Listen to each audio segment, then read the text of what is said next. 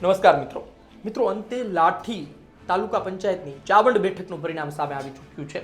ચાવંડ બેઠક પર ચર્ચા હતી, બેનરો ફાટ્યા, વિવાદો થયા, પરંતુ અંતે શાંતાબેન ડેરની જીત થઈ છે. કોંગ્રેસનો પંજો ચાલ્યો છે.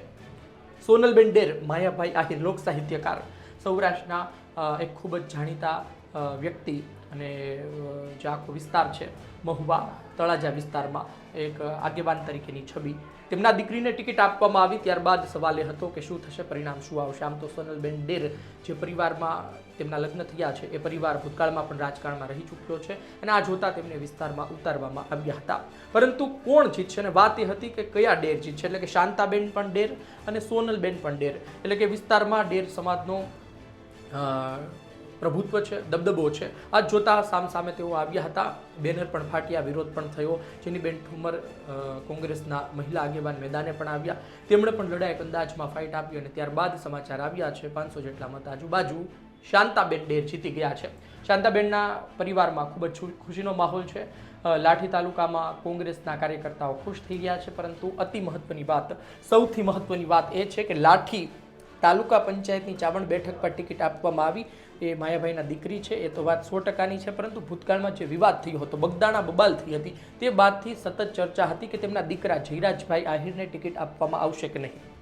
એમના દીકરા જયરાજભાઈ આહિરને ટિકિટ ન આપવામાં આવી. ભારતીય જનતા પાર્ટીએ કોઈ પણ જગ્યાએથી તેમને ના ઉતાર્યા, પરંતુ માયાભાઈના દીકરીને જરૂરથી ટિકિટ આપવામાં આવી હતી.